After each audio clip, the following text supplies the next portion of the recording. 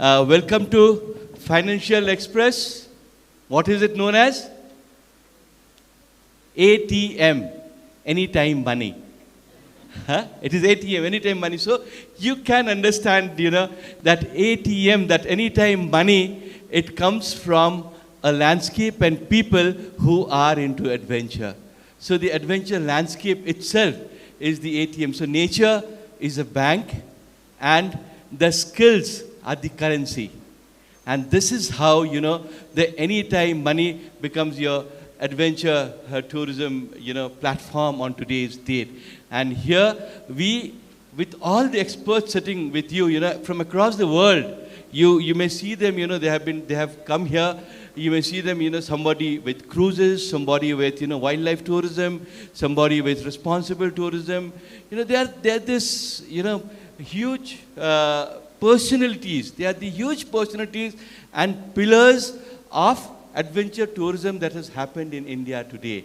So as students and as practitioners over here, you should all be very happy and very glad that you get an opportunity, maybe during lunch or in the pre-lunch sessions or post-lunch sessions, to actually one-to-one talk to them. Because this will give you a complete different, insight to what is happening in the country and beyond in the adjoining countries of South and Southeast Asia, which is also very important for us to understand over here.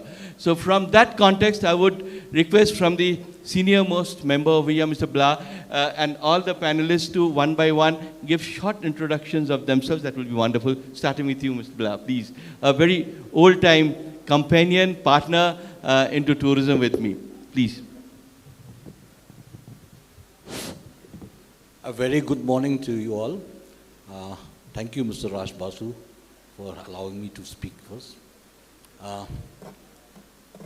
I think most of you are aware that Meghalaya tourism has just come of age last couple of years.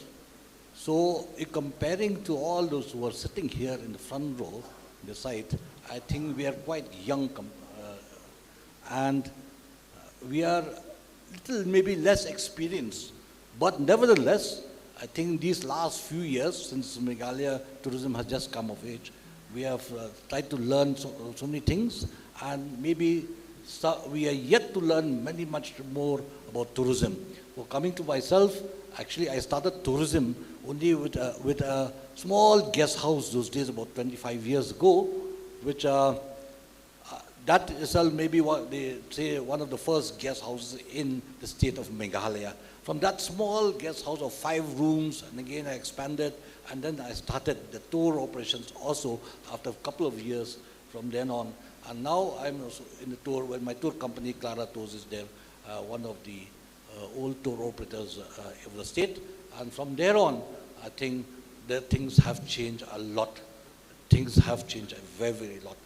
And what we see today, the tourism in the state of Meghalaya is something completely different. But before tourism comes, so I think there are lots of more to talk later on. Yes, Mr. Blah, can we, what happens is we are still on the introduction sessions and we will love to listen more from you after this. So one more speaker on my left we have, please, if you can, please introduce yourself. Thank you, Mr. Basu. My name is Dr. Pinchai Simyong, and by profession, I'm an academician, and as a hobby, or you can say by default, I end up doing caving. And for the past few years, I've been the president of the Koju Expeditions, and I've been attending expeditions from the Meghalaya Adventure Association, Northeast India Caving Expedition, and the last one is the Koju Expedition. And on my field, apart, we don't do tours, but we do cave exploration where we do scientific research from any aspect or from any subject that you want to do, and that is what we are specialized. Thank you very much. So that is what you heard, from a very senior practitioner and then an academician who represents that how we should use the adventure field for tourism, which is also very important because in the previous session you have heard about responsible tourism and how to take it ahead, carrying capacities, who should go there, who should not go there, what should happen. And here exactly you have, the person who can talk more about it, who can give you input, and who is local to this place, and who has talked about caving and its takeaways to the international community. Thank you very much for joining us. Thank you. It's been wonderful. Over to you, my panelist on the right, please. Thank you. So my name is Febronia F.E. Pajat. I'm the owner of a small guest house in Umroi, and I'm also an off-roader. So I've been participating in off-road competitions for 7 years now. And I also do adventure tours. So we go for off-roading. Yes. Thank you very much, Ms. Pajat. It was wonderful because you not only you're into adventure, but you also host people, which is very important. People who are visiting our state. What do we do? How do we communicate with them? How do we take it forward? And here is your own homegrown leader, who has been hosting some of the best guests or some of the best visitors who have been coming to Meghalaya, connecting them to the adventure over here. And then, Mr. Duya, please, if you can introduce yourself to the rest of the people over here, please. Very good afternoon. I'm Gerald Samuel Duya. I serve as the co-chairman of Northeast Region for the Adventure Tour Operators Association of India. I also hold various positions for various organizations. I'm the founder proprietor of a tour operator called Duya Trailblazers, and we recently launched our academy for adventure training training purposes. And I'm also an adjunct faculty in Martin Luther Christian University in the Department of Tourism and Travel Management, where I teach students on the field of adventure paper. Thank you. So you have it there. The Adventure Tour Operators Association of India happens to be the largest organization of adventure practitioners and operators of the country, who also gives input in policy making for Ministry of Tourism at Government of India level. And we have a wonderful person who has been practicing it for such a long time, both on the field and in academics. So it's a wonderful common combination that we have over here for our people, our experts who have come. I would request that we take note on what they speak and how do they want to take Meghalaya forward. In the previous session, we had talked about two very important sectors, which was the panel of the experts. One is responsible, and the second, which was standardization. So responsible and standardization are the two key things that we should be talking about, and we should be knowing that how to take it forward. So I think we will start off from you. So how do you look into adventure tourism locally, mostly with caving? How do we take it forward, responsibility, and what should be the standardizations that we are talking about? And they talked about it in the previous session. And do we have something in place already in the state? So when we talk about adventure tourism, the first thing that we should understand is that there are two types of tourism, which we all know: the hard adventure and the soft adventure. And as a fact, under the ATOI, caving is not there. You have around 15 land-based, 7 air-based, and 7 sea-based type of hardcore adventure, but not caving. And there's a good reason behind it, because cave, it is a thing which you don't see on the upper surface of the land. It's a subterranean world. And that clearly shows that it is a sensitive place to be, a sensitive place to venture, and a risky one. And I can see that it falls on the hard adventure. So when I use the word hard adventure, it means that you can't just go just for leisure. You need to have some expertise, you need to have a proper guide, or you need to have some training, basic training, I can say. And yes, in Meghalaya, we do have show caves, like the Arwah Cave, you have the Maujambun Cave, you have the Mamlo Cave, you have the Limput Cave, you have the Karamdam Cave. So these caves, they are there for the tourists. And it all started with the Mouse Mai Cave in Meghalaya, we can say, for the tourists. And apart from that, you have the caves which are being used by the pilgrimage, like the Sindai Cave, the Maujambun Cave.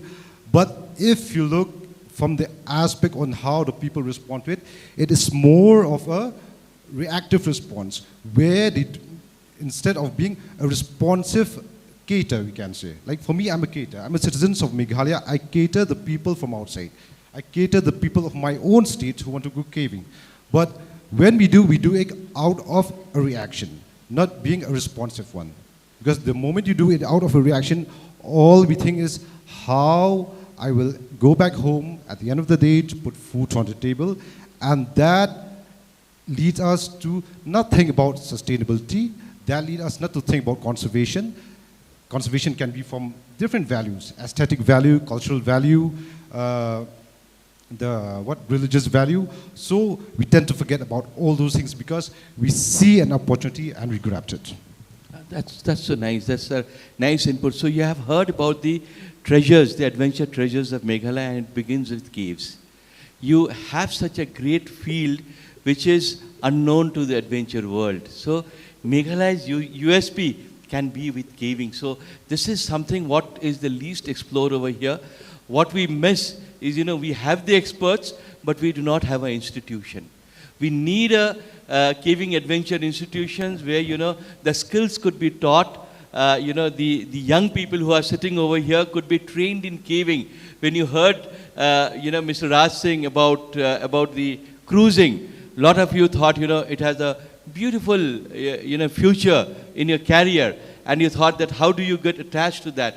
But here, you already have something, which is your own heritage, your own natural heritage, which is caving. And here, if you get skilled, and here, if you have a school, I think, someone like you could easily come up with a cave, school. Yes, please add on. So far in Meghalaya, we don't, or as to say in India, we don't have a caving training school, but it does exist in the other part of the world, in the Western world. And the reason behind it is because we don't see caving as a sport. In other nations, in other continents, they see caving as sports and they take it seriously. When I say take it seriously means not that you just explore, but conservation and preservation practices, it's there, it exists.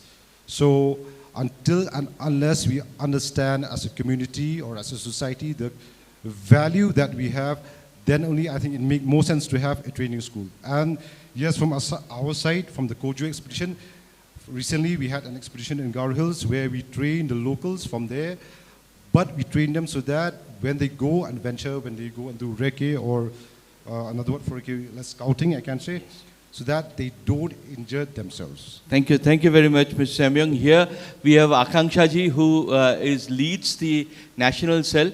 If you can please talk to ATOI, and because this is a complete new sport for the Adventure Tour Operators Association of India also, and how do you include the caving school over here in Meghalaya should be one of our target, and we need to put it onto the Ministry of Tourism and make sure that we have an institution built up over here in Meghalaya for the purpose of caving, and we can take it forward.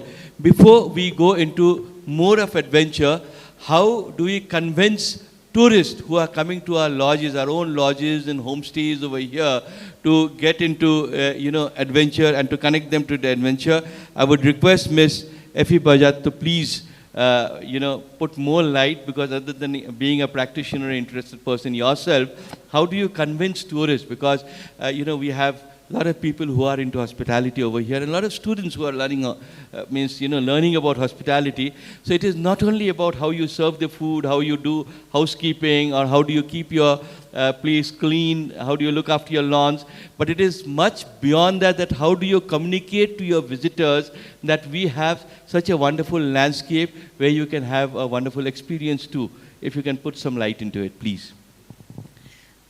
So when we as a state, we do get a lot of tourists, and one big part is communication, as Sir has mentioned. So when we meet people, we don't just meet people from one particular place. We meet people from a lot of different places, a lot of different cultures. So we need to keep in mind that we need to know how to communicate, and make everyone feel welcomed. So when people come to our state, a lot of people want to do adventure sports, or some people just want to visit, maybe they want to try caving, and some people, they would want to see waterfalls and go swimming maybe. So we, as a person who runs a guest house, I would always love to know what our guests want to do, what they like to do. So we don't just meet them and tell them, go do this, or, we don't just suggest them places or activities to do, but we do want to know what they also would like to do. And hospitality is one very big important thing, because when we talk to people from different areas in the world, we would want them to feel welcome in our But in our Febronia, place. how do you communicate them to, ride with you or go with you on the trails and the treks, and then do you do that very often with your guests? I do take them on tours. Yes, I do take not everyone. Because you also operate adventure tours in Yes, Meghalaya. yes. So how do you convince them to go with you, when they are coming here? How do you, because our young people over here would like to know, how do you connect to the right adventure people to come to Meghalaya, and then you join them and take them around, and what are the things that you usually do so that even our youths can learn from there, please? So social media is one thing. Social media is one thing that we can connect with them. So if they come forward and they tell us that they would want to go for an adventure tour, we first of all, yes, we do ask them what kind of things that they would like to do, and we do our best to take them to places where they would feel happy or satisfied with their stay here. And Yes, that is wonderful actually. So, all of you are on social media, and whatever you do every day may be very common for all of you. All of you may be thinking that I walk from place A to place B to go to my institution for studying. I eat this kind of food. I go to the small lanes and have local food in this manner. So this may be very common for you. But as you heard from the previous speakers, in the previous panelists who are there, they were talking about the food adventure also. So try and put as much of, Meghalaya into your social media, because that connects to the rest of the world with Meghalaya, which is extremely important when we do that. So how do we do that? Is use social media as a tool and start getting yourself recognized that this is what we have local and which could be part of adventure. And while we talk about adventure, the Adventure Tour Operators Association of India, as I told you, we have our local chairman, Mr. Oken Tayang, who is from Arunachal Pradesh, who practices a complete different kind of adventure. World War II, aeroplane wrecks which were there, planes which were wrecked, to go and find out those wreck sites, was something that he started adventure with. He is presently the chairman of ATOI Northeast, and we have the co-chair, Mr. Gerald, who is there with us. I would want to ask him more on the policies. What policies should be there for Meghalaya in the context of Northeast when we are talking about, adventure tours and the practice of adventure tours, and how more and more youths and institutions can be added to that. Please, Mr. Gerald, if you can put some light onto that. Thank you for that question. So, from ATOI is an association that comes up with the guidelines for various land-based, air-based, and water-based activities. So, in terms of Northeast, we see that we have various mountains, various types of topography. So, particularly in Meghalaya, as the co-chair, we have had several meetings, and we are on a situation where we're still drafting the guidelines for caving. Like sir mentioned earlier, basically we need to have policies first before doing anything. So in my opinion also, like we took a step in drafting these guidelines, and right now it is still under a draft mode. And as of the other activity we also have canyoning, which is a very popular activities in the European region. And this is an activity where you have to go downstream a river, you have to use various technical skills, various technical equipments and stuff. So this also is under the process of drafting. And as you mentioned earlier about the Institute for Caving, we recently launched the Duya Trailblazers Adventure Training Academy in Sorankham, where our prime aim is to teach people on caving and canyoning. And we haven't yet opened these two trades of training because policies are not there. So once the policies have been framed, once the guidelines, the SOPs are in place, then we will get a few guides who will be getting certified to become instructors, and they will come back to train our local youths. Our aim is also to bring the local the local youths who are unemployed in various regions of East Jantia Hills, Garo Hills, to take up caving in a responsible and sustainable manner after training. Because we've seen that there's a lot of mining activities in these regions. So we want to convert that into something sustainable and something that people would, in the same time, earn livelihood. Just like I used to always say this, like we can scale heights of various mountain peaks, but we can also scale depths of our subterranean world and explore better. So I think so. Yeah, we're on the right track. Thank you very much, Gerald, for your very precise input. It's like the chicken and the egg situation. Do we have the policy first or the institution first? I would say we have both parallelly. Let both of them run parallelly so that, we can work on both the sides, as and when the government keeps on with the policy, they carry on, because you will be the people who would be giving them the policy inputs. But at the same time, also create training to tell them that, if you have a policy, then here are the people who can implement it, which is also very important. And thank you for starting the institution, which is very important. And, all of you on this panel could obviously be a major resource for the institution. Before I go to my very old friend, Mr. Blah, we have a common friend who has just joined us, Mr. Shering Wange. He is known for his adventure sharing. If you could just stand up and say hello to everyone. Mr. Shering Wange, if you can just say hello to everyone in the house. That's Mr. Shering Wange. He is one of the forerunners of adventure. He started as the secretary of the Youth Hostel Association in Arunachal Pradesh and ran the first treks in the Eastern Himalayas. Thank you, Shering Wange, for joining all of us over here. So before we go into the details, we know Mr. Blah, who started, with a guest house when nobody thought, something locally could be owned, and he started with that as an entrepreneur, and it is his second generation who is into tourism. So how has he seen tourism going through, and how important it could be for this whole house of youth who is sitting and listening to you? What are the opportunities for them? That is a very important thing, because if we want the youths, these are our futures for tourism. So if we want them to be in the state and, and be entrepreneurs, be practitioners, be employed, what should be the way out they should look forward to? Please, Mr. Blah, if you can give some inputs. Before we start with tourism in Meghalaya, I've seen when we are young, people go for hikings. People go for small, short treks, and they go all over the place. So that is what we saw. And then we never thought that these things are related to tourism, because we don't see that much tourists coming to the state. But lately, after maybe the last 10, 15 years, we've seen a lot of tourists started coming to Meghalaya. And the tourists that came to Meghalaya means they come for nature.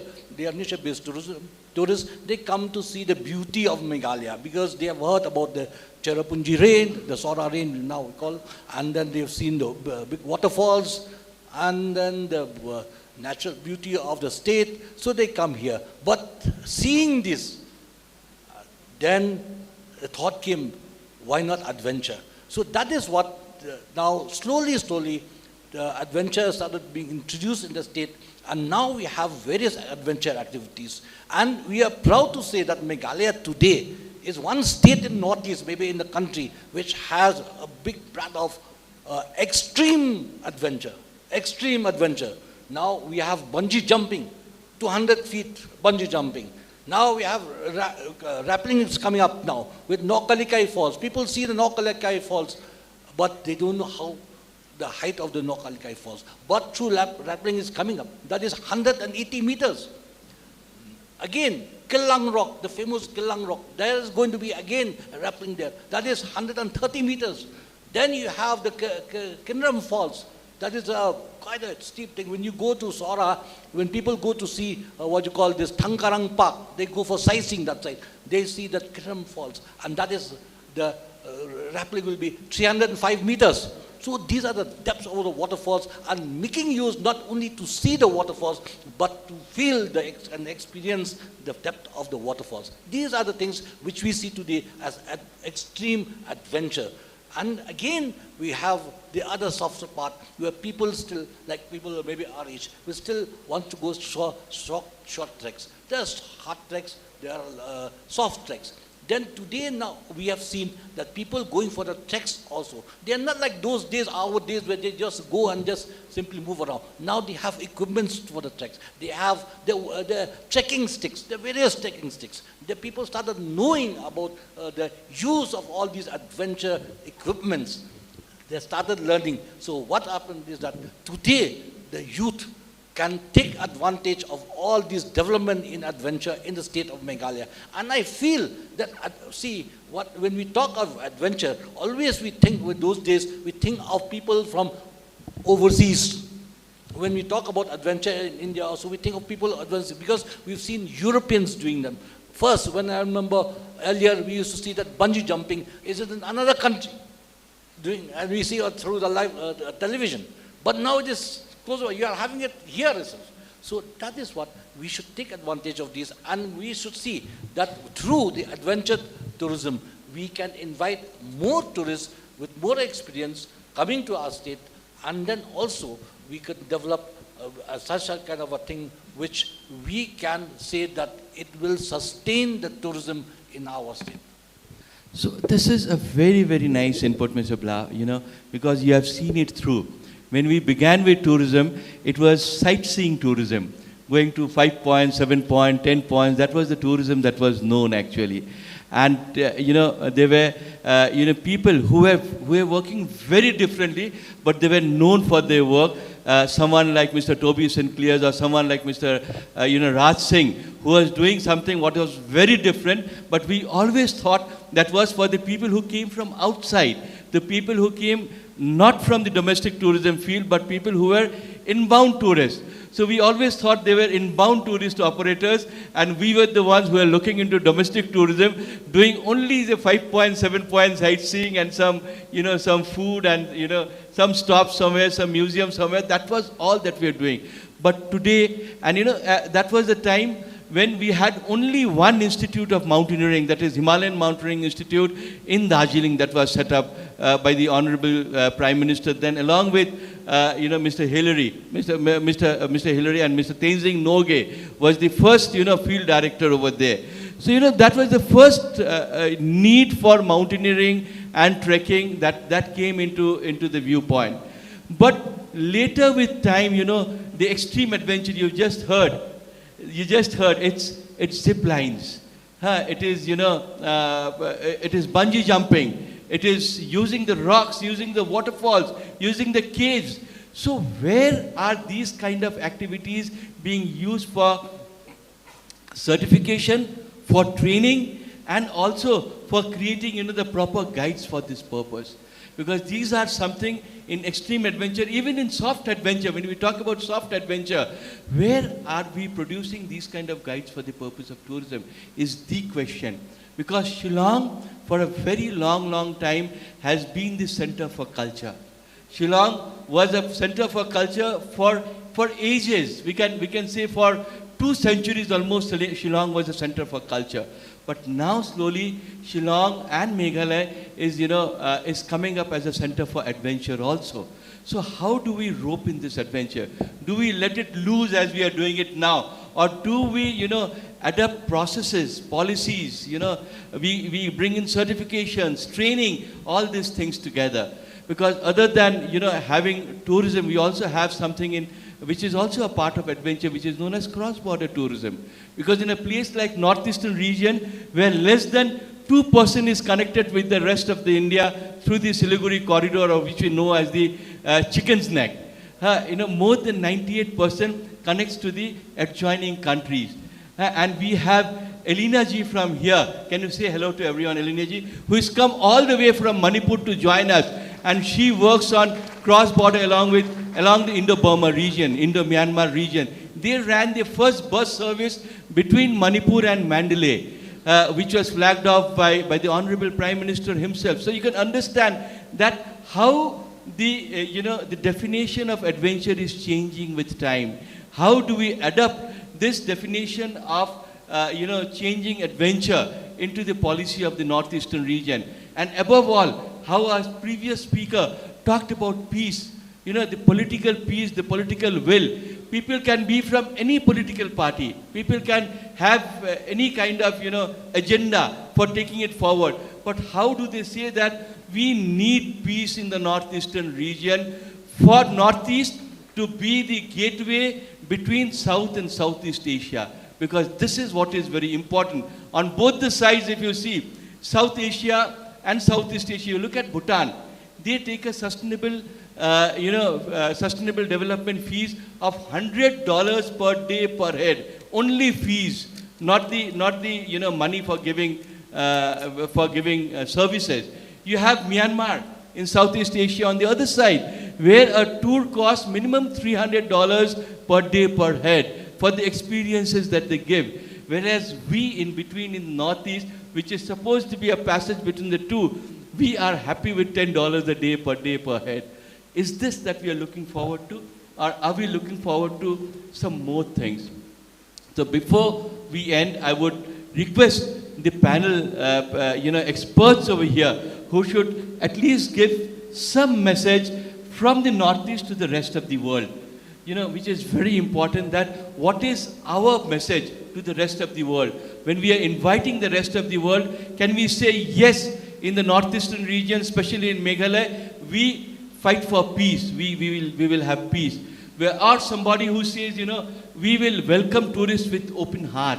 We will bring in the national and international experts to create a certification and training. What is it that we are wanting the globe to connect us with in this northeast part of India, especially Shillong being the think tank of northeastern India? Could you please start with you, please? So, since I'm from the environmental science background, I have a say from the cleanliness point of view. For us here, for the people from outside, when you go anywhere, leave nothing but your foot trails. Thank you. That's wonderful. So, Mr. Blah, if you can just put on a word to the global, because through our channels, you are on the globally on the Twitter and on the other social media. So, what would be your message from the northeastern region, especially as a think tank, from Shillong? What would you send to the rest of the world, please? I would like to welcome the rest of the world to this part of the world where we known not only as northeast of India, but the Asian confluence of the entire Asia, because we are in between the mainland India and the rest of South Asia.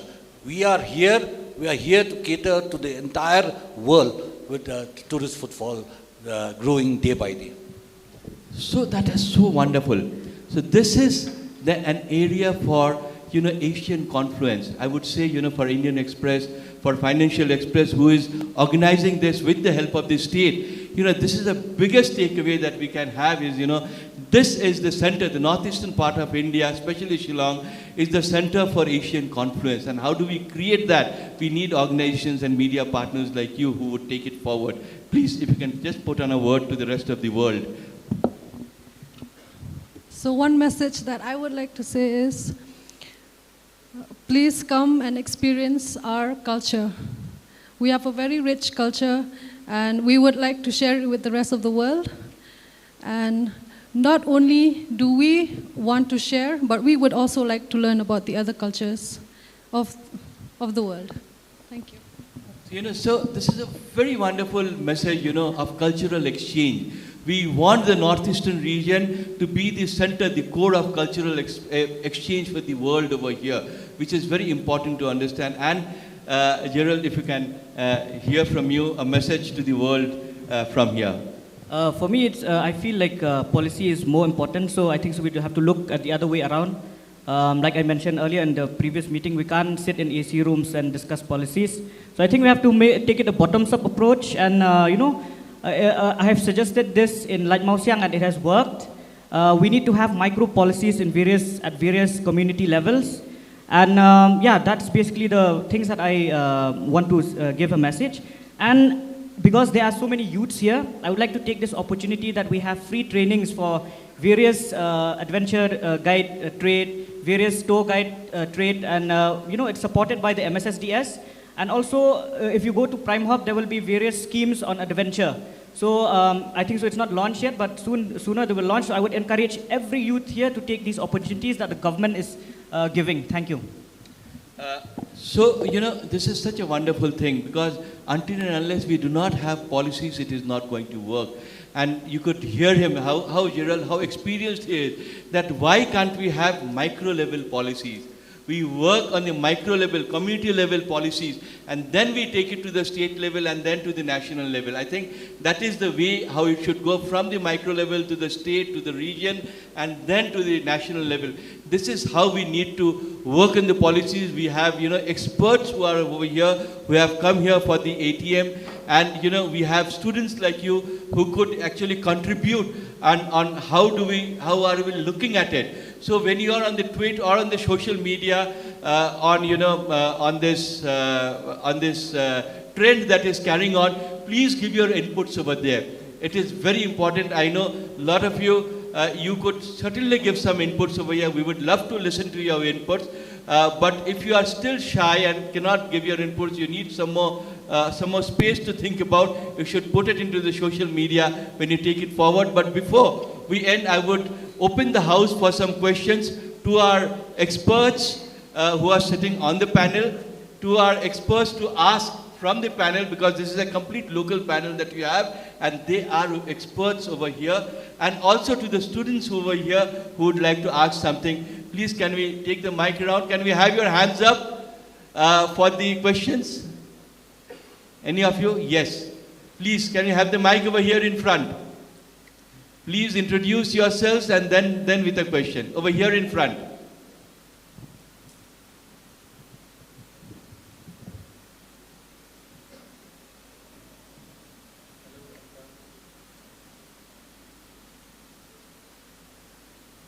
Hello, Altaf Chapri. You all know me now.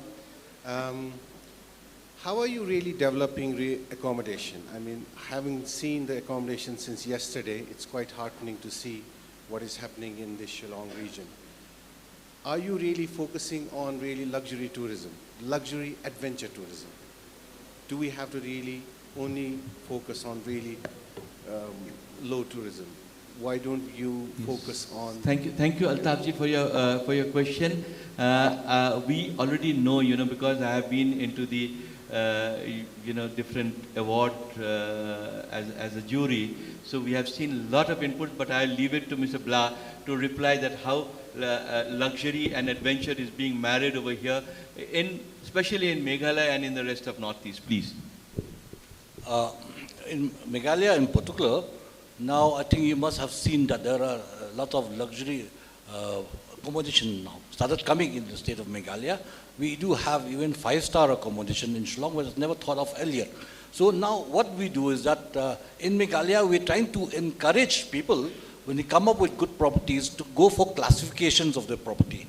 Because once they go for classifications of their property, definitely they have to follow the norms of 2018 of the Ministry of Tourism, how to prepare yourself with for the classification. So that is what one thing is that we're trying to push, and we're trying to encourage people to go for classification so that you can improve your facilities in your accommodation. And regarding other things, because if you're talking about as far as adventure is concerned, so I think even tented accommodation, luxury tents are glamping, so encouraged, and they have started coming up in certain areas in Sora and other parts of Meghalaya.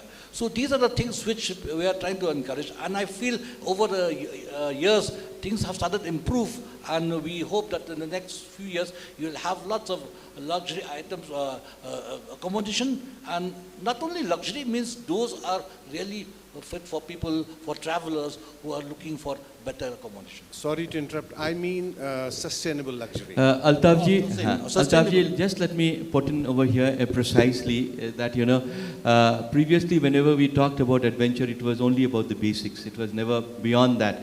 But just to update you, we have started having some of the very good accommodation done by locals and done by groups from outside also in the very remote areas. That is one.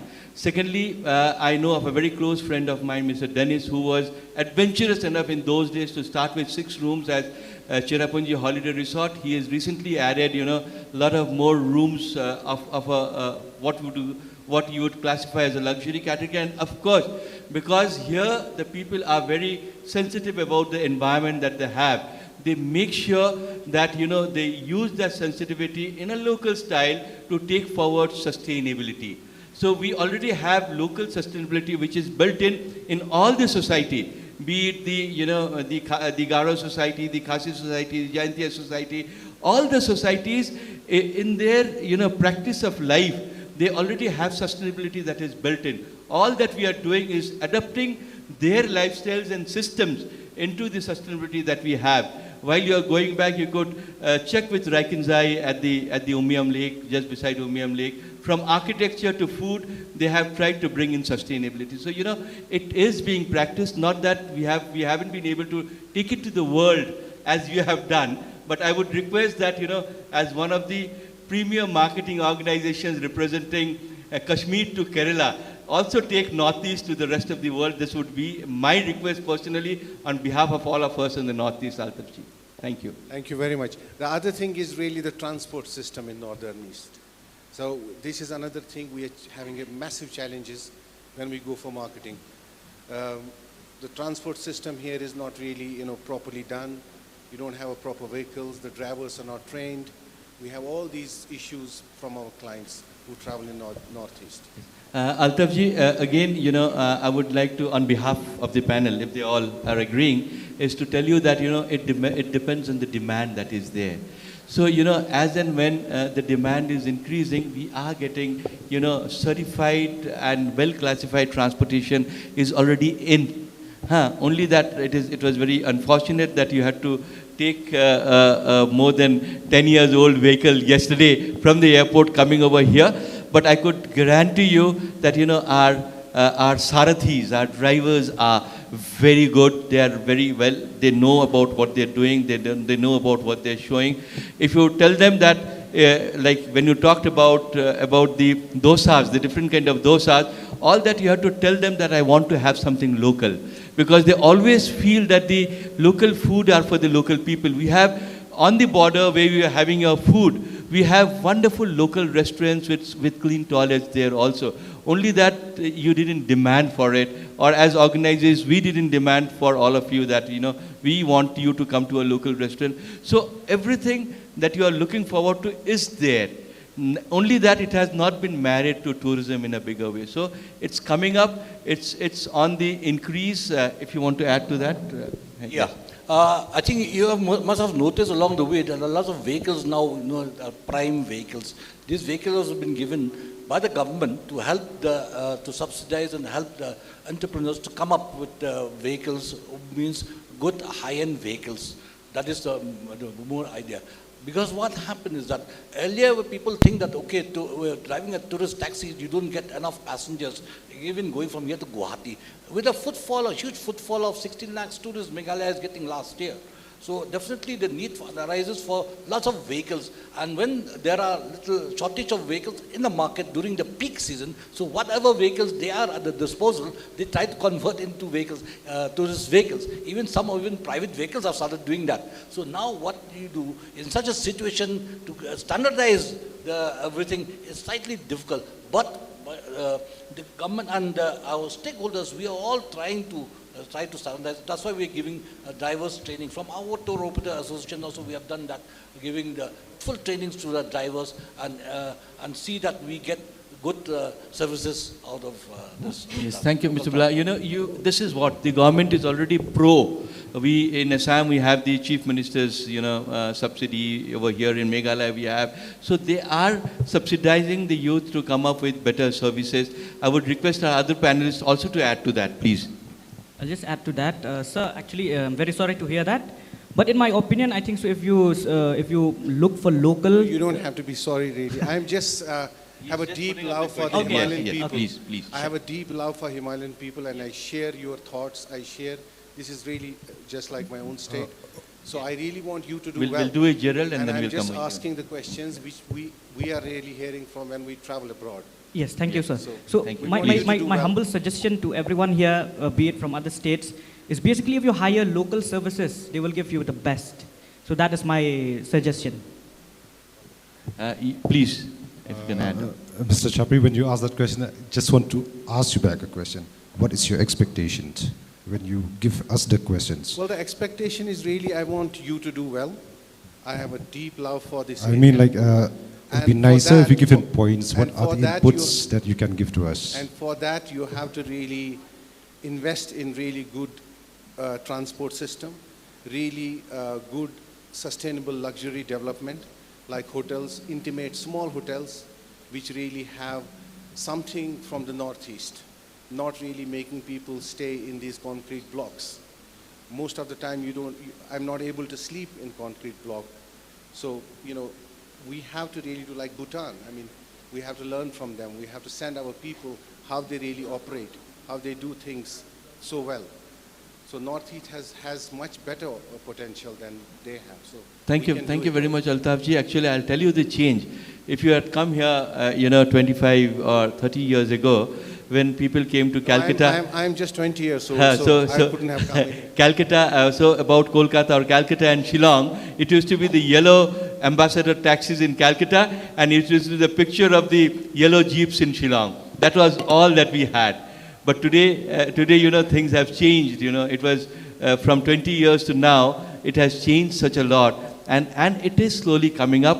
I'm very sure your suggestion is so well taken. We will look forward to sustainable luxury as one of the core strengths for Meghalaya and the rest of the Northeast, because you have the leaders in this panel who will take it forward. Thank you, Altaf ji. Thank you. Thank you. Anyone else for any questions, please? Sir? Please. Just give your name, to which institution do you belong to, and what is the question, to whom it is targeted. Please. My name is Dennis Crispin Marbanyang. I'm from ICFA University. I study in ICFA University. The question is, in what ways can village communities in Meghalaya and adventure tourism can help to reduce waste and make sure everyone benefit equally? Once more, please. A little clearly for the panelists. In what way can village community in Meghalaya and adventure tourism help to reduce waste and to make sure everyone benefit equally? So basically, in adventure tourism, it's a niche activity. So if you look at caving, just an example that I will give you. Whenever we take people inside caves, what we do is we carry our own waste back. So I feel if we adopt this similar practice for trekking, for camping, and for other adventure spots, it will definitely help reduce waste. And as a community, like I mentioned earlier, if you want to promote any kind of tourism, you should have a micro policy at your level, at your village level, so that the Shnong, the Dorbar Shnong plays a lot of importance in our state. So if you replicate what I'm saying and you put it into practice, then you will achieve that. Thank you. Actually, Jared said most of the thing, but yeah, micro policy, it is needed. So I'll just give you an example from my caving expedition before the COVID, on the same year that it happened in Nagaland. So what they did there is that each community have their own way on how to conserve and protect their caves. And each of these caves, most of them belong to a clan or they belong to an individual, where they use the cave as a resources, maybe water resources, or they use these caves as a burial site. So both of these two are caves, but one is a burial site, one is a they use it as a natural resources where they draw water or they eat bats, I can say. So, but the thing is that the policy is never the same for the two. They adopt different policy. So the clan have a say. So like for us here at Meghalaya, we are blessed with caves, thousands of caves. So like what Gerald said, I think I urge to the tourism department to push the community to come up with their own way. Nobody knows better about sustainability than the local community. Sustainability just come up in 1987 in the Brundtland report. So it's just a definition given by someone, but it has been practiced by the tribal people since time immemorial. It's just that it's not written in paper. So I think micro policy is very much needed. Thank you very much. So you heard two very learned people. I'll just add to that. You know, you think about a village. As a youth, you must be going to different villages in Meghalaya, and you look at the market over there. How many packed food do you see there? You know, it's all wrapped in, in leaves, and people carry it in bamboo, in baskets and everything. So in the previous session, our speakers had already talked about it, that how do we make tourists to be felt more local. So, you know, we never had our villages with shops. So there were no things to be carried or no packets to be coming over there.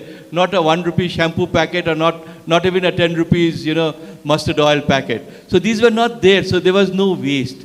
So naturally, the life of the people, as you just heard, within the different clans were governed by a no waste policy. Only that when tourists are coming, let us implement that no waste policy which is available there locally, instead of reinventing one and saying that we need to recycle and reuse. It is only that we need to realize that it is there in our society. So realization is the main thing that we need to take forward when you're doing tourism. Any more questions? The last question we can take, please, from any of you. Yes, over here on the right. This could be the last question, please. Can you have the mic here? Please name yourself, your institution, and your question, please.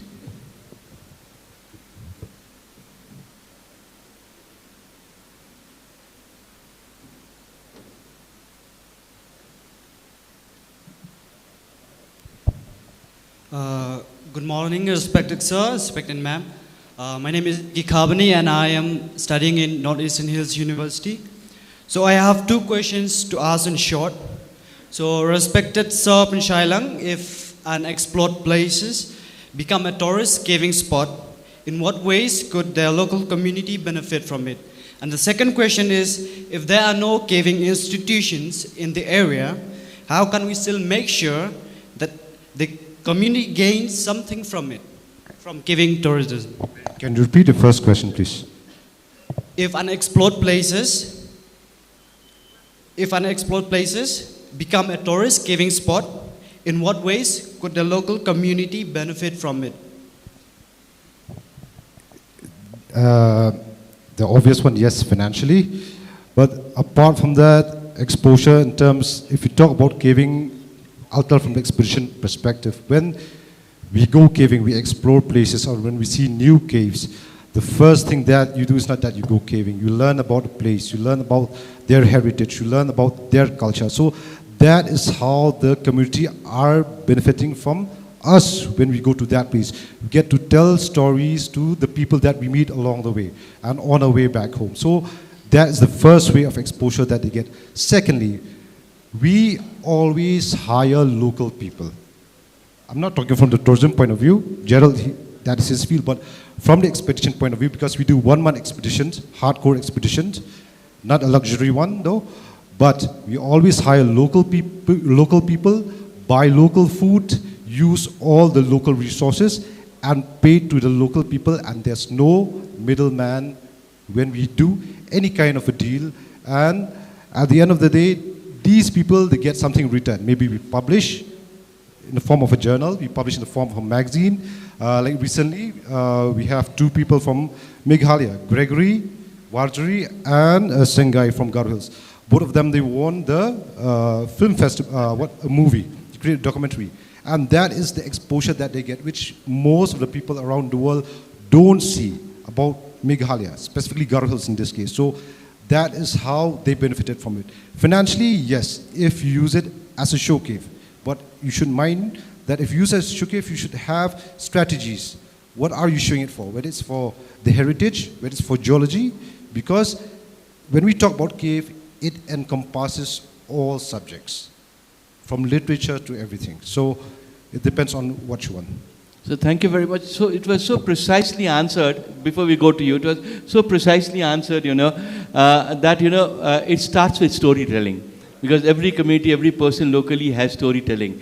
Then it goes on the skills and then the services. So, this is how tourism builds. It starts with storytelling and slowly builds, and it can only happen with the local. It cannot happen with an outsider. So, I thought that we will end it, but what happens, it is for the locals and by the locals this session. We have a friend who was just here, who wanted to ask. Is he gone? He's just gone out. Can we have him in? By the time we have Elena, Madam Elena, to ask to the panel, please. Yeah, good afternoon, everybody. It's not a question, rather a suggestion, because as you know, I'm also in the same field for years now. Like when we talk about sustainability, see, when we go back in history, or my native place, my grandparents, they never used any sustainable. This is a westernized word that has come into our lives. It has been with us, within our society from the very beginning, okay? So now, how to carry on that? Instead of policy making being done in AC rooms, let the community do the policy making. What's best for them? Let's involve the communities. Like I would give an example, like you talk about caves. I talk about Loktak Lake. The person staying just by the lake, he doesn't know. The lake has no value except catching fish. Okay? Now you have to make the community aware that there would be an economic benefit if they practice sustainable tourism or they welcome people from outside. Those things has to be done at the grassroots level before going for any policy making in the state or something. That's my suggestion only for the group. I think Mr. Raj Basu is doing good, working along with all the communities. I mean, it's a very good thing or something very exceptional. So that's why you were called the Gandhi of tourism. So that's why you given that name. So because it has to be by the people who are getting benefit, involve them in policy making. So I think that would be a better way going through forward. Thank you very much, Alina ji. So you heard two things, There are two things which were not there in our society, which was never there in the Indian society. One is the talking about sustainability, and the second is talking about stress. Because we never needed those, because those were naturally taken care for within the social norms or the social forms and the life that we had. So, in the lifestyle and the life and in the thought process, we never had sustainability and stress coming in. It is only with new livelihood processes that are coming in, we need to think about it. So let the community take the ownership and decide how to take it forward, and let all of us sitting in policy making in the offices or at the state or the centers should learn from them, because they are the people who can teach us the sustainable development goals. Because in their village, through their life and lifestyle, they already have achieved more than 13 of the 17 sustainable goals in our country, especially in the Northeast. So this has already been studied and found out. So only that we need to bring that into the practice when we are using tourism as a tool. So I think we should call it an end, because, Sharingji, please, we are ready, because we have a friend who may come from outside and then ask. Yes. I've been given an opportunity by the organizers to, offer respect to all the panelists who are sitting on the dais. My name is Sring Wange, and I've come from Arunachal Pradesh. I've been in the tourism industry for last 20 years plus, and I really love this gathering here, who have been enjoying this important session since morning. तो एक ताली तो बहुत जोरदार से बनता है सब के लिए. Everybody, please. Thank you very much. तो मैं और ज़्यादा कुछ नहीं बोलूँगा, मैं इतना ही बोलूँगा कि आप लोग जितने भी students हैं mostly who are into tourism, please take it very seriously, because tourism is the next big thing in Northeast. Okay? And the veterans who are sitting here on the dais, you are all very lucky to listen to them. And please follow them, follow their advice, and let us all Not just Manipur, not just Arunachal, not Nagaland, or not Manipur, or not just Meghalaya. We are all united together, Northeast India. Okay? So we all will take Northeast India tourism to the next level, and you all are the future. So I would just like to offer a small respect to our 5 panelists who are sitting here, and for this I've been given the, this one permission by the organizers. I really thank the Indian Express Group, the Financial Express Group, the organizers, and Meghalaya Tourism for this opportunity. A big applause once again. Thank you. Thank you very much, Sri Wangeji. It is really an honor of you coming all the way from Arunachal and joining us. As before we end, let me tell you, it is ATM, anytime money. So nature over here is your bank, and your skills are your currency. Let's carry forward with that. Thank you.